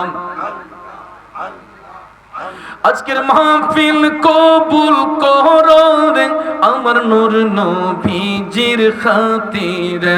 আজকের মাহফিল কবুল করো রে, সকল ওলি আল্লাহর খাতিরে। ও মাবুদ মাওলা রে, ডাকে আমরা তোমারে। আল্লাহ আল্লাহ আল্লাহ। জোরে সবাই মিলে আল্লাহ আল্লাহ আল্লাহ আল্লাহ আল্লাহ আল্লাহ আল্লাহ আল্লাহ আল্লাহ আল্লাহ আল্লাহ আল্লাহ আল্লাহ আল্লাহ। লা ইলাহা ইল্লাল্লাহু মুহাম্মাদুর রাসূলুল্লাহ সাল্লাল্লাহু আলাইহি ওয়াসাল্লাম। উচ্চ স্বরে বলুন আল্লাহু আকবার। আর একটু মায়ার সুরে বলি ইয়া রাসূলুল্লাহ।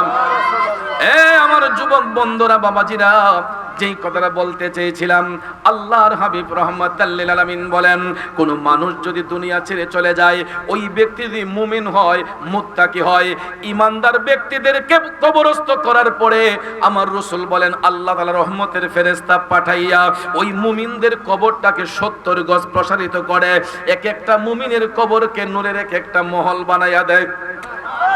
আরো জোরে কন্যা সুবহানাল্লাহ। এই জন্য এই হাদিস শরীফের কথার ভিত্তিতে কোন আল্লাহর ওলি যখন ইন্তেকাল হয়, আল্লাহর ওলিগণের বেসাল হলে আমরা দাফন করে তাদের মাজার শরীফের এলাকাটারে একটু বড় পরিসরে করি। কথা কোন ঠিক না ঠিক? কারণ রাসূলের কথা মোতাবেক যে মুমিনদের কবর 70 গজ প্রসারিত হয়ে এক একটা মুমিনের কবর নূরের এক একটা মহল হয়ে যায়। মাটি গ্রাস করবে দূরের কথা, মুমিনদের দেহ তো কোনো পচন নাই। কথা কোন ঠিক না ঠিক? কিছুদিন আগে এই দৃশ্যটা আমরা একটা প্রমাণ পাইলাম। শুধু এটা নয়, এর চাইতে আরো বেশি বেশি দিন 10 বছর, 15 বছর, 20 বছর, 30 বছর, 40 বছর পার হয়ে গেছে, কিন্তু দেখা যায় কবরের মাটি সরানোর পরে কিছু কিছু আল্লাহর ওলিদের দেহ যেমন ছিল তেমনই রয়ে গেছে, যেমন ছিল তেমনই রয়ে গেছে। এটাই হলো মুমিনদের লক্ষণ। তাইলে বলুন, ইমানদারের দাম, মুমিনদের দাম আল্লাহর দরবারে আছে না নাই? জোরে বলেন, আছে না নাই? আমার বাবাজিরা, বন্ধুরা, এই জন্য ওই মুনাফিকদেরকে শিক্ষা দিতে হবে যে রসুলের হাদিস যদি সত্য হয় তাইলে কোনো মুমিনের কবর 3.5 হাত থাকে না। এটা স্পষ্ট রসুল আপন চোখ মুবারকে দেখেছিলেন যখন আল্লাহর হাবিব মেরাজ রজনীতে মওলা পাকের দিদার অর্জন করতে গিয়েছিলেন। প্রথম আসমানে যাবার সাথে সাথেই আল্লাহর হাবিবকে জান্নাত এবং জাহান্নাম দেখার পারমিশন দেওয়া হয়েছিল। রসুল জান্নাত দেখার আগে জাহান্নামে গেলেন। জাহান্নামে গিয়ে রসুল দেখতেছেন কিছু কিছু মানুষের আযাবের দৃশ্য। এমন কিছু কিছু মানুষ, তারা কবরের মাটি ফাইটা ফুলকিগুলা উপর দিকে উঠতেছে। আল্লাহর হাবিব কান্না করে বলতেছেন, ও জিব্রাইল, এই দৃশ্য কি দেখলাম? জিব্রাইল আলাইহিস সালাম কয়, ইয়া রাসূলুল্লাহ, এইগুলো আপনার উম্মতের মধ্যে একদল লোক, এরা বেঈমান ছিল, এরা মুনাফিক, এরা ফাসিক। এই জন্য নবী গো, তাদেরকে কবরস্থ করার পরে কবরের মাটি তাদেরকে সহ্য করতে পারে না। এই জন্য মাটির চাপে জাহান্নামের আগুনে এরা চিৎকার করে কিয়ামত পর্যন্ত কান্নাকাটি করবে। জোরে কি নাউজুবিল্লাহ বলবেন না? কারণ জাহান্নামীদেরকে কবরস্থ করার পরে কবরের মাটিগুলা দুই পাশ থেকে চাপবে, চাইপা এমন ভাবে চিপ দিবে। আল্লাহর নবী বলেছেন, ডান পাজরের হাড়গুলা বাম পাজরে যাবে, বাম পাজরের হাড়গুলা ডান পাজরে যাবে। মুরগির হাড্ডিতে কামড় দিলে যেই রকম মরমর করে ভেঙে যায়, জাহান্নামী ব্যক্তিদেরকে কবরে রাখার পরে তাদের দেহের হাড়গুলা এরকম ভাবে মরমর করে ভেঙে যাবে। জুরে কোন নাউজুবিল্লাহ। উইদাউট মুমিন ব্যক্তিদেরকে যখন কবরস্থ করা হয় তখন ভাইয়ের আমার মাটি চাপ দিবে দূরের কথা, মুমিন ব্যক্তিদেরকে কবরস্থ করার পরে তাদের কবরের মাটি দুই পাশ দিকে ছইরা 70 গজ প্রসারিত হয়ে, আল্লাহ রসুল বলেছেন, মুমিনদের কবর এক একটা নূরের মহল হয়ে যায়। এই জন্য মুমিন ব্যক্তি যারা হয় এরা দেখবেন আল্লাহর কাছে ফরিয়াদ করে যে, আল্লাহ, দুনিয়াতে যদি আমাদেরকে রাখো, নেক হায়াত দিয়া রাখো, আল্লাহ তাড়াতাড়ি আমার ঈমানের সহিত মরণ দান করো। কয় কি কয় না? ঈমানের পথে অবিচল থেকে আমার মরণ যেন হয়, ঈমানের পথে অবিচল থেকে আমার মরণ যেন হয়।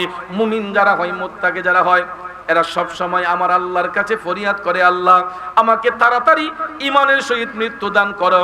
কারণ মুমিন ব্যক্তিরা দুনিয়ার জিন্দেগি বেশি দিন চায় না, কারণ আখিরাতের জিন্দেগিটাই তাদের আসল জিন্দেগি। কারণ সেখানের মধ্যে কোনো টেনশন নাই, শুধু আরাম আর আরাম, আরাম আর আরাম। কথা কোন ঠিক কিনা? আর আমরা তো দুনিয়া তাইলে আমরা মনে করি যে দুনিয়াটাই মনে আমরা সব, ঠিক না? ঠিক, আমরা মনে করি যে দুনিয়াটাই মনে আমরা লেগে সব। এমন কিছু মানুষ দেখবেন এই দুনিয়াদারি পায়া কাকে মারবে, কাকে ধরবে, ক্ষমতার অপব্যবহার, জোর জবরদস্তি, জুলুম, নির্যাতন, এমন ভাবে টর্চারিং শুরু হয়, মনে করে যে দুনিয়াটাই মনে হয় আমার জন্য চিরস্থায়ী। আসলে কি দুনিয়াটা আমার আপনার জন্য চিরস্থায়ী? আর দুনিয়াও মাজরাতুল আখিরা, এটা হলো আখিরাতের একটা পরীক্ষাশালা। এখানে যে যা কিছু করবে আপন কর্ম অনুসারে সেই সাজা ভোগ করতে হবে আসল জায়গার মধ্যে। কথা কোন ঠিক না বেঠিক? এই জন্য কবি বলেছেন, ওরে সৃষ্টিকর্তার ইশারাতে যেতে হবে মাটির নিচেতে, ওরে ভাই চলবে না আর বাহাদুরি, যাহা করতে দুনিয়া ওরে দম ফুরাইলে রঙের জলসা যাইব শেষ হইয়া, আসলে অমন হাসায়া অমন যেতে যাবে কান্দায়া, ওরে দম ফুরাইলে রঙের জলসা যাইব শেষ হইয়া। কথা বলেন ঠিক কিনা? এই জন্য বাজান পায়ে হাত ধরে বলে যাই, দুনিয়াটা কারো জন্য চিরস্থায়ী নয়। সোশ্যাল মিডিয়া খুললে কিছু কিছু অমানবিক নির্যাতন, দৃষ্টিগোচর হয়। মানুষ হইয়া কিভাবে একটা মানুষকে হত্যা করে। আবার কিছু কিছু মানুষ এই সোশ্যাল মিডিয়ার মাধ্যমে, অ্যান্ড্রয়েড মোবাইলের মাধ্যমে আলগা থেকে আবার ভিডিও করে, দুইজনে মারে, একজনে ভিডিও করে। সে যেই কোনো দলের হোক, যেই কোনো মতানৈক্যের হোক, আমার কথা হলো, যদি আমার মধ্যে মনুষ্যত্ব থাকে, আমার মধ্যে মনুষ্যত্ব থাকে, আমি কিভাবে এই ভিডিও ক্যামেরা ধরে আরেকটা মানুষ, হোক সে হিন্দু, হোক সে বৌদ্ধ, হোক সে খ্রিস্টান, হোক সে মুসলমান, যেই কোনো ধর্মের হোক, যেই কোনো বর্ণের হোক, একটা মানুষ হইয়া মানুষকে হত্যা করছে, নির্যাতন করছে, আরেকজন গিয়ে ভিডিও ক্যামেরার মাধ্যমে ভিডিও করতেছে, আবার এইগুলা ফেসবুক, ইউটিউব, বিভিন্ন সোশ্যাল মিডিয়ার মাধ্যমে, টিকটকের মাধ্যমে এগুলো আবার ছাড়তেছে, দুনিয়ার মানুষগুলা দেখতেছে। আপনারা বলেন মানুষের বিবেক আছে না মরে গেছে? এগুলা বিবেকহীনদের কাজ, জ্ঞানহীনদের কাজ। কোনো জ্ঞানী ব্যক্তি, কোনো মনুষ্যত্ববোধ থাকা ব্যক্তি এরকম ভাবে মানুষকে টর্চারিং করতে পারে না। কারণ ভাইয়ার আমার, আমরা তো ওই নবীর উম্মত যেই নবী আমাদেরকে শিক্ষা দিয়েছেন নমনীয়তা, শালীনতা। বনু কোরাইজা নামক একটা গোত্র ছিল আরব দেশে, নাম কি? বনু কোরাইজা। বনু কোরাইজা। তো ওই গোত্রের মধ্যে যারা ছিল সবাই ছিল ইহুদি। কি ছিল? ওই মুহূর্তে, এটা ইসলামের প্রথম যুগে, তখন দয়াল নবীর উপর কালেমা পড়ে মুসলমান হয়েছিলেন হযরতে উমর রাদিয়াল্লাহু তাআলা আনহু। সুবহানাল্লাহ। উমর রাদিয়াল্লাহু তাআলা আনহু তিনি যখন খেলাফতের এই নবীজির কদম মুবারকে যখন তিনি কালেমা পড়লেন, মুসলমান হলেন, এমন সময় আল্লাহর হাবিব প্রায় সময় কালেমার দাওয়াত যখন নিয়ে যেতেন, হযরতে উমর রাদিয়াল্লাহু তাআলা আনহুকে সাথে নিয়ে থাকতেন। এরকম ভাবে প্রতিদিনের ন্যায় আল্লাহর হাবিব এই বনু কোরাইজা নামক গোত্রের পাশ দিয়ে যাচ্ছেন কালেমার দাওয়াত নিয়ে। হঠাৎ করে দেখা যায়, আপনাদের কি কষ্ট হইতেছে? খারাপ লাগতেছে? কারণ গরমের দিন তো একটু কষ্ট হতেই পারে। তো ভাইয়ের আমার, যেই কথাটা বলতে চেয়েছিলাম, তো ওই বনু কোরাইজা গোত্রের পাশ দিয়ে রাসূল যখন যাচ্ছেন, হঠাৎ করে একটা ইহুদিকে রাসূল ডাকলেন। ডেকে বলতেছেন, তুমি পড়ো লা ইলাহা ইল্লাল্লাহু মুহাম্মাদুর রাসূলুল্লাহ। আমার নবী কি দিলেন? কালেমার দাওয়াত দিলেন। কি দিলেন? ওই ইহুদিকে রাসূল বললেন, ভাই তুমি কালেমা পড়ো। ইহুদি এই কথা শোনার পরে কালেমা পড়বে দূরের কথা, সে হাত টানাইয়া নবীজির গাল মুবারকে ঠাস করে একটা থাপ্পড় মেরে দিছে। আরো চিল্লাই এখন নাউজুবিল্লাহ, আরো বড় করে বলেন নাউজুবিল্লাহ। যখন ইহুদি আমার নবীর গাল মুবারকে চোর মেরে দিল, হযরত উমর রাদিয়াল্লাহু তাআলা আনহু কোমর থেকে টান দিয়া তরবারিটা বের করে বলতেছেন, নবী গো, ইয়া রাসূলুল্লাহ, আমি ইসলাম ধর্ম গ্রহণ করার পর থেকে দেখতেছি ওই নবীর শরীর মুবারকের মধ্যে মশা মাছি পর্যন্ত বসে না। যেই নবীর শরীর মুবারকে মশা মাছি পর্যন্ত বসা আমার আল্লাহ হারাম করে দিয়েছে, ওই ইহুদির বাচ্চা আপনার গাল মুবারকে আঘাত করেছে। নবী গো, আপনি একটা বার আমাকে অনুমতি দেন, এই ইহুদির বাচ্চার কেল্লাটা আমি আলাদা করে দেই।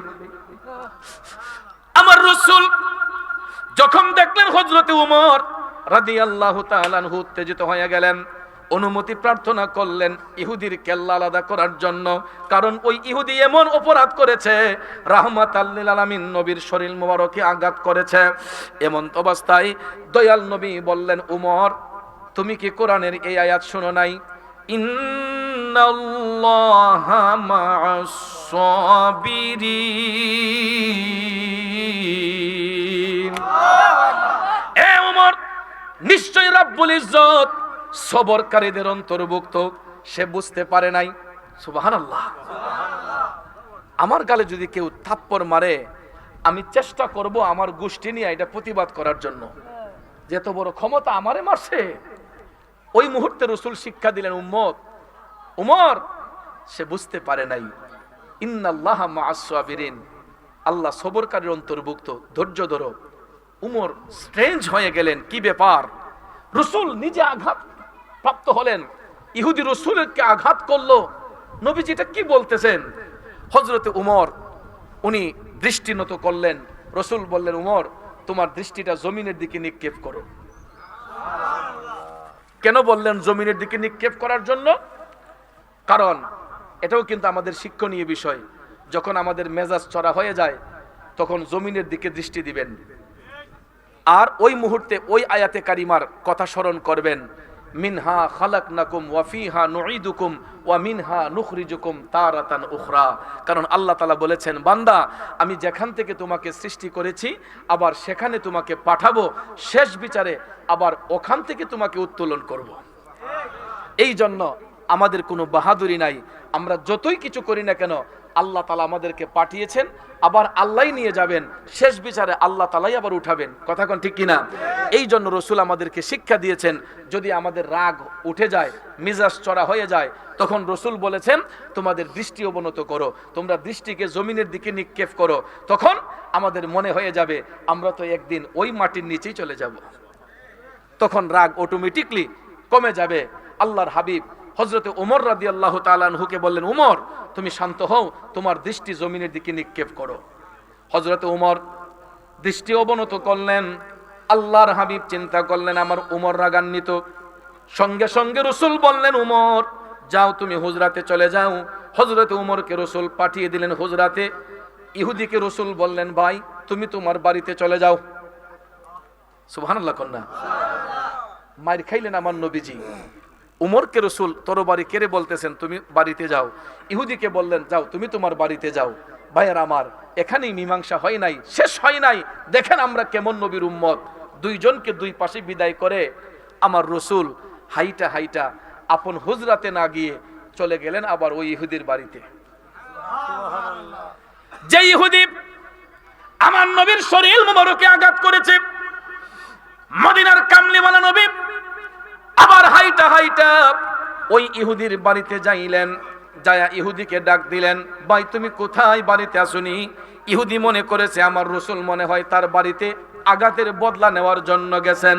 ইহুদি যখন নবীজির ডাক শুনল, নারে তাকবীর, নারে রিসালাত, আহলে সুন্নাত ওয়াল জামাত, হযরত মাওলানা মুফতি আব্দুর রহমান রিজভী সাহেবের আগমন। আলহামদুলিল্লাহ আমরা বলি, সবাই বলে আলহামদুলিল্লাহ। আমার ভাইজান তশরিফ এনেছেন, আপনারা কিছুক্ষণের মধ্যেই ওনার সুললিত কণ্ঠে আলোচনা শুনবেন। ভাইয়ার আমার, আমি ক্লোজ করে দিচ্ছি, কথাটা বলে শেষ করব কথাটা। আমার রাসূল ইহুদির বাড়িতে গেলেন, তাকে ডাক দিলেন। ইহুদি মনে করেছে রাসূল মনে হয় প্রতিবাদ করার জন্য গেলেন। সে কি করছে, ঘর থেকে একটা তরবারি নিয়ে বের হইছে ইহুদি।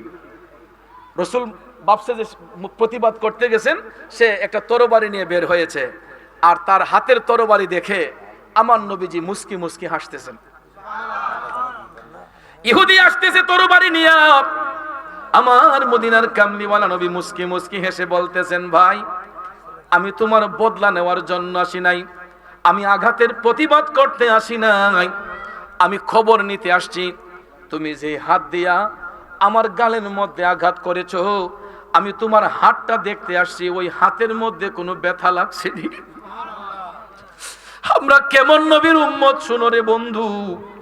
যেই নবীর শরীর মোবারকে ইহুদি আঘাত করেছে, আমার রাসূল তার বাড়িতে যাইয়া ডাক দিয়া বললেন, আমি তোমার হাতটা দেখতে এসেছি, যেই হাত দিয়া তুমি আমার গাল মোবারকে আঘাত করেছো, তোমার হাতের মধ্যে কোনো ব্যথা লাগছে নে? এই কথাটা শোনার সঙ্গে সঙ্গে ইহুদির হাতের তরবারিটা অটোমেটিকলি মাটির মধ্যে পড়ে গেছে। আর ওই ইহুদি দয়াল নবীর এই জবান মোবারকের কথা শুই না, সে মাটির মধ্যে পড়ে গড়াইয়া গড়াইয়া কান্না শুরু করছে।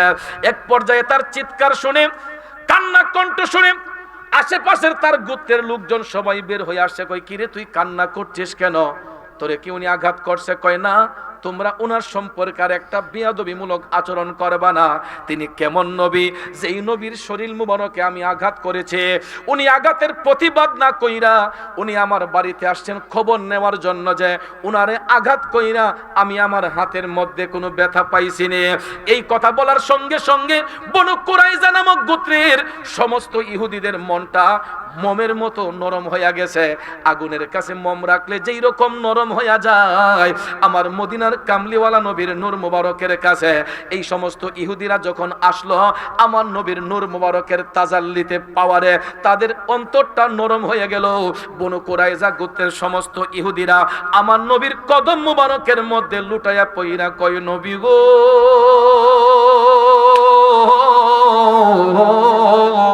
ইয়া রাসূলুল্লাহ, আমরা অন্যায় করেছি, বিয়াদবি করেছি, না যাই না আপনার শরীর মোবারকে আঘাত করেছি।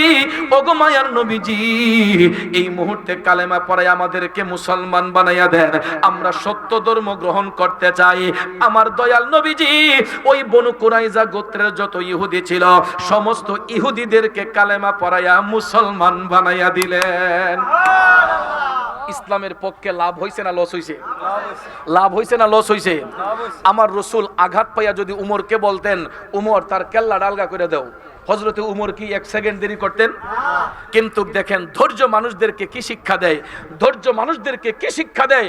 আল্লাহর হাবিব হযরতে উমরকে যখন কোরআনে পাকের আয়াত শোনায়া দিলেন, ইন্নাল্লাহা মাআস সাবিরিন, উমর আল্লাহ তাআলা সবরকারীর অন্তর্ভুক্ত, এই ধৈর্যের শিক্ষা দেওয়ার ফলে ওই ইহুদি একজন নয়, ওই গোত্রের যত ইহুদি ছিল সবাই কালেমা পড়ে মুসলমান হয়ে গেছে। তাইলে লাভ হইছে না লস হইছে? কিন্তু আমরা প্রতিহিংসার জেরে আমাকে কেন অপমান করলো, আমি তাকে অপমান করতে হবে, আমাকে কেন মারলো, আমি তাকে মারতে হবে, এই যে একটা প্রতিহিংসা, এটার কারণে কিন্তু জাহিলি যুগের যে খাসিয়ত ছিল আমরা এই খাসিয়তগুলো গ্রহণ করে ফেলতেছি। ভাইয়ার আমার, এখনো সময় আছে, ইত্তাকুল্লাহ, আল্লাহকে ভয় করতে হবে, নবীর গোলামিতে মশগুল হয়ে যেতে হবে, তরিকত প্রেমে পাগল হতে হবে। কথা কোন ঠিক না বেঠিক? তাইলে দেখবেন ইমান, আকীদা, তাসাউফ যখন মজবুত থাকবে আমাদেরকে কেউ ধ্বংস করতে পারবে কেউ ধ্বংস করতে পারবে না।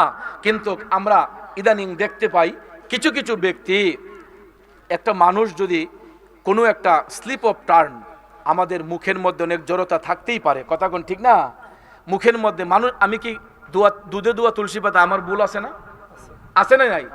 আমি যদি একটা অন্যায় করি 100 বার আমাকে শুধরাই দিতে পারেন যে ভাই আপনি এটা করছেন। কিন্তু আমাদের দেশে কিছু ফাকলা আছে, একজন মানুষ যখন অপরাধ করে, অপরাধ স্বীকার করে, আরো কিছু কিছু পাতলা মৌলবী আছে, এই সম্মানী মানুষটাকে সম্মান নষ্ট করার জন্য দেখবেন আরো বিশ্রী বিশ্রী কথা বলে, অথচ তার সেই যোগ্যতাই নাই। কথা কোন ঠিক না বেঠিক?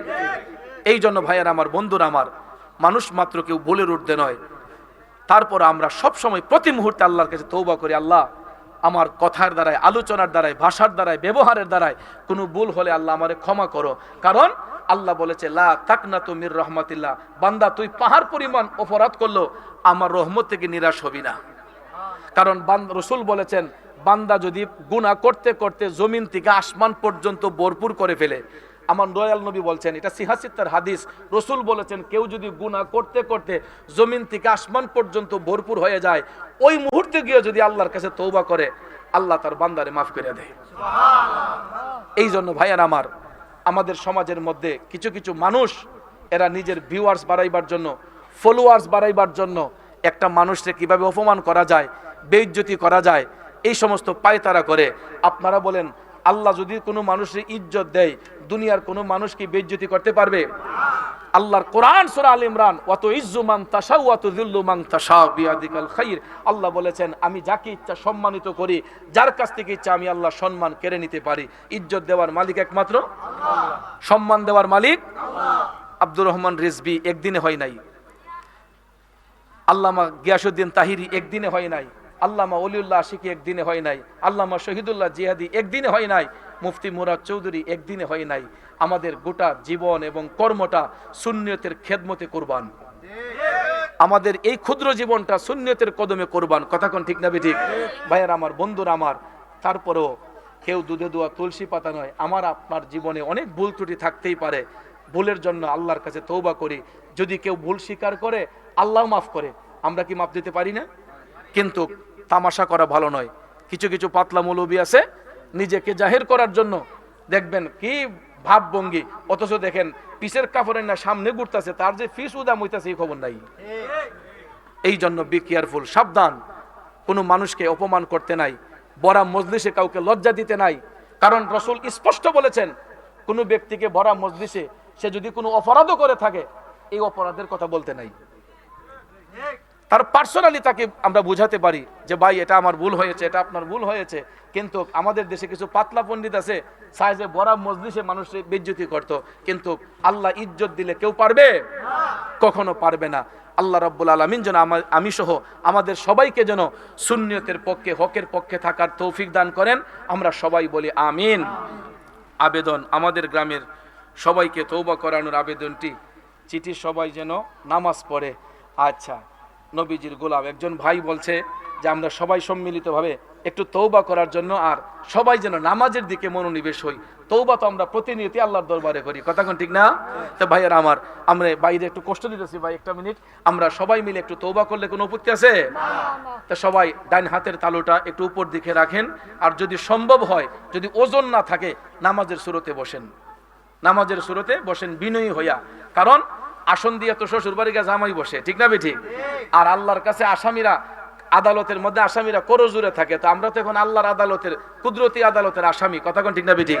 আমরা সরি স্বীকার করব কার কাছে? আল্লাহর কাছে। এই জন্য একটু বিনয়তা নিয়ে ডান হাতের তালুটা একটু উপর দেখে দিয়ে সবাই আমার সাথে একটু পড়বেন।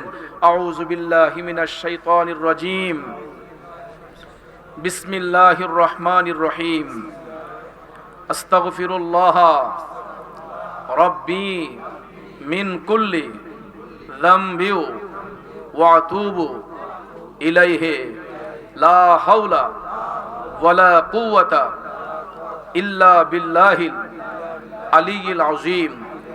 আস্তাগফিরুল্লাহ ইন্নাল্লাহা গফুরুর রহিম।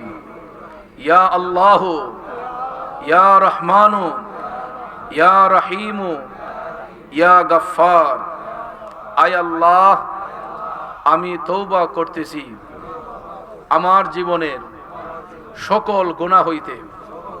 ইয়া আল্লাহ, আমার জীবনে যত ধরনের গুনাহ করেছি, গুনাহে কবিরা, সগীরা, শিরকি, বিদআতি, জানা অজানা, প্রকাশ্যে গোপনে যত ধরনের গুনাহ করেছি, ইয়া আল্লাহ, সমস্ত গুনার জন্য লজ্জিত হইলাম, শর্মিন্দা হইলাম। আয় আল্লাহ, তওবা করতেছি আমার জীবনে অতীতে অনেক নামাজ ইচ্ছায় অনিচ্ছায়, বুঝিয়া না বুঝিয়া কাজা করেছি, মিথ্যা বলেছি, অন্যায় করেছি, জুলুম করেছি। ইয়া আল্লাহ, তওবা করতেছি, ভবিষ্যতে আর করব না। মাবুদ, আমার তওবাকে আপনার প্রিয় নবী হযরত আহমদ মুজতবা মুহাম্মদ মুস্তাফা সাল্লাল্লাহু আলাইহি ওয়াসাল্লামের খাতিরে কবুল করুন। জীবনের সমস্ত গুনাহ মাফ করুন। লা ইলাহা ইল্লাল্লাহু মুহাম্মাদুর রাসূলুল্লাহ সাল্লাল্লাহু আলাইহি ওয়াসাল্লাম। আমিন আমিন ইয়া রাব্বাল আলামিন। সবাই হাতটারে মুখ এবং বুকের সঙ্গে মরাইয়া দিই। আল্লাহ যেন আমি সহ আমাদের সকলের জিন্দেগির গুনাহ যেন মাফ করেন। আমার কথায়, ভাষায়, আলোচনায়, ব্যবহারে কষ্ট পেয়ে থাকলে কষ্ট নেবেন না। তরিকতের স্বার্থে, সুন্নিয়তের স্বার্থে আপনাদের পায়ে হাত রেখে বলে যাই, 5 ওয়াক্ত নামাজ পড়ব, হালাল রিজিক খাবো, হারাম ব্যবসায় যাব না, কাউকে নিয়ে মন্দচারি করব না। আল্লাহ যেন আমাদেরকে সঠিক পথে চালান। সবাই বলে আমিন। আসসালামু আলাইকুম ওয়া রাহমাতুল্লাহি ওয়া বারাকাতুহু। আমি আমার ভাইজানের কাছে ক্ষমা চেয়ে নিচ্ছি, একটু বসায় আপনারে কষ্ট দিয়ে দিছি। আমি ওই দিন চট্টগ্রাম গেছি।